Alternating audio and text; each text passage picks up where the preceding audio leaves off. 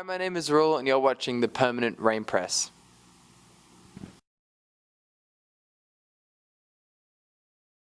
Hi everyone, it's Chloe with the Permanent Rain Press, and today I am so happy to be joined by Ruel. How's it going? I'm great, thank you, Chloe. Happy to have you speaking with us today. It's a sold-out show tonight in Vancouver. Yes, it's my first ever show in Vancouver, first ever time here, so I'm very, very excited. Unfortunately, you were just saying you didn't get to spend that much time in the city. No, I got here like a few hours ago, and then I leave tonight, yeah. Oh, well, next time around. Yeah.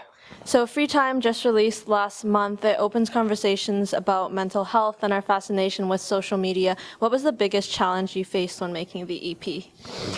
I mean, to be honest, there was not like any huge challenges, I guess, making it and like writing the songs.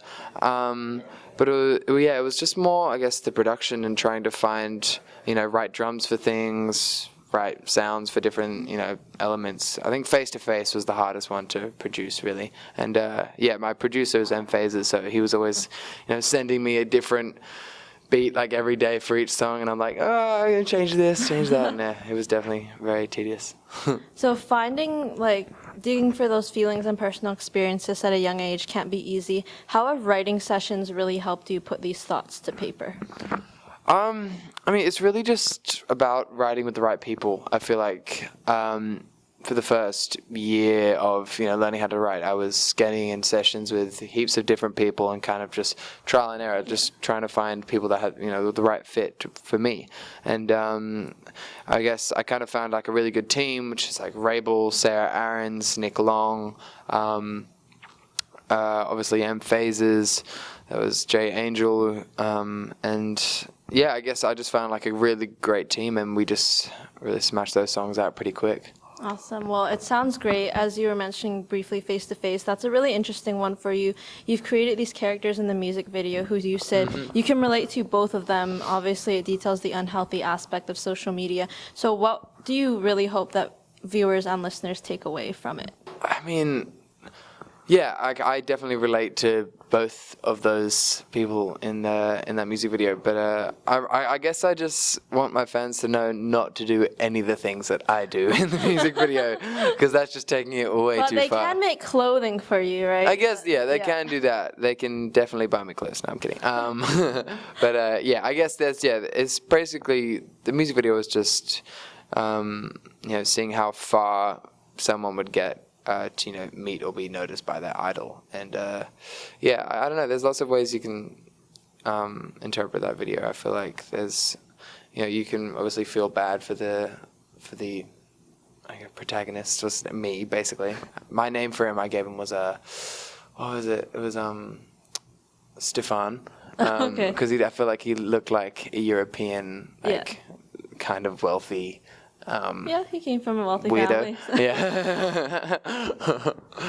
Yeah. But it's a really good kind of visuals to accompany the song. I think your whole team did an amazing job on it, and Thank obviously testing your acting out as well. Yeah. So you have a great team behind you. Obviously, your mom's on tour with you as well. Right there. How do you stay grounded?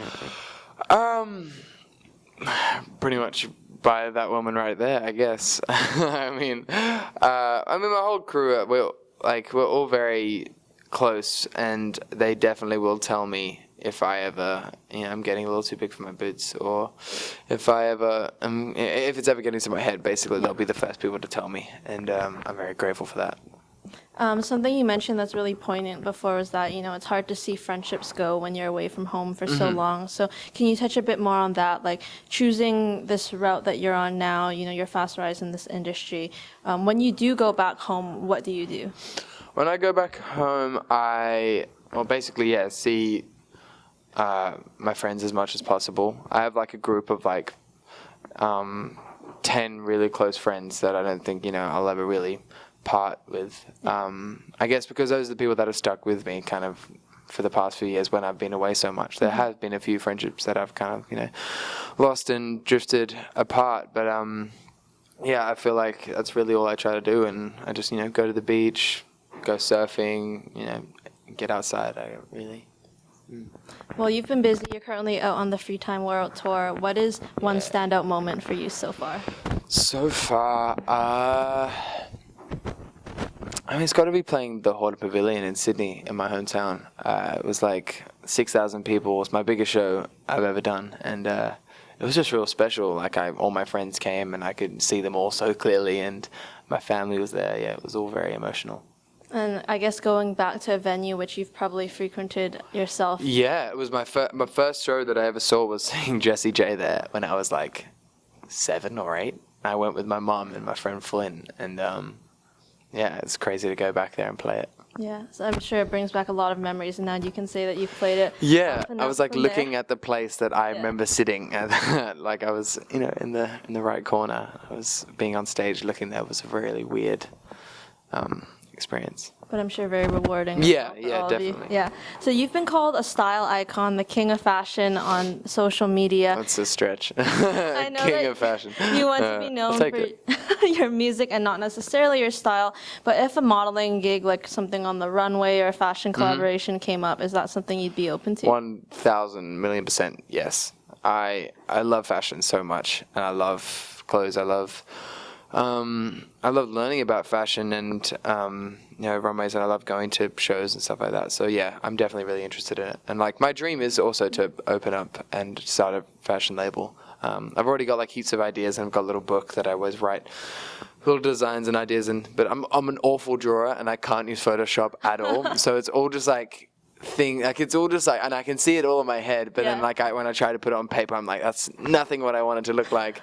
But It's a work in progress. Yeah, exactly. Yeah. But I've definitely got lots of ideas that I think could be really cool. Do you think you'd ever go to school for something like that? Or? Yeah, I mean, if I have any time off, like I'm pretty locked down in this music thing right now. So yeah, who knows? Hopefully in the future you have some time for that. Yeah. So you love the Avengers. I know Iron Man, Spider-Man. Yep. So for those who haven't seen Endgame yet, please mute your audio. Yes. What was your favorite scene in the film? When Iron Man died.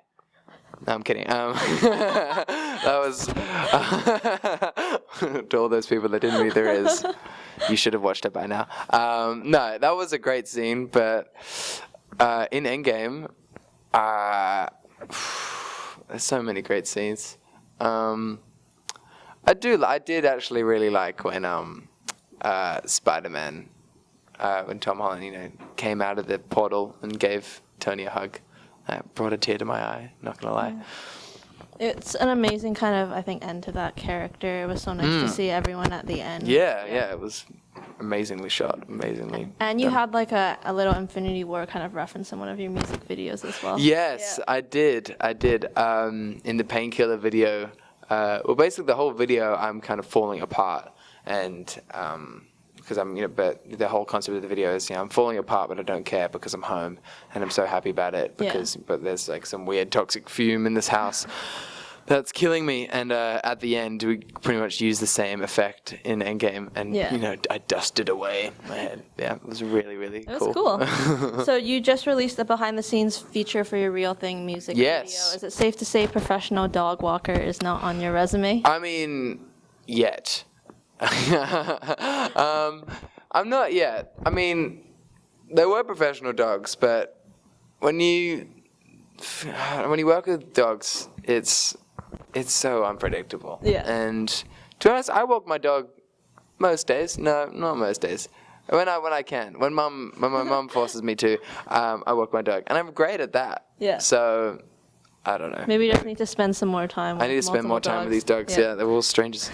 So who are a couple of artists you're currently listening to? Lots of Brockhampton, lots of Benny, who's a really cool New Zealand artist, lots of Genesis Owosu, really cool Australian artist. Lots of upcoming stuff as well. But then obviously I still listen to heaps of Frank Ocean, Tyler the Creator, James Blake, all that sort of soul and alternative stuff. And our final question for your signature question, if you could be any ice cream flavor, which would you be and why? I reckon like a salted caramel, because I just love that color. I love that kind of light brown, beigey color, and it's pretty much what I'm wearing head to toe right now. It's on brand. But salted caramel is always my go-to. So, yeah. That's a great answer. Well, thank you so much, Ruel, Thank for taking you. the time to chat. Really appreciate Of it. course, thank you. Free Time is out now. Be Yes, sure it to give is. it a listen and catch Ruel out on the road in a city near you. See you next time. Yeah.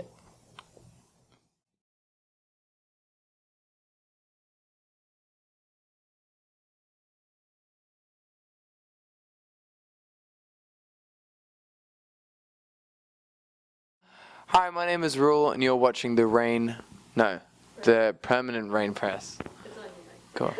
This one? It's on like the main. Should I read it like, hi, my name is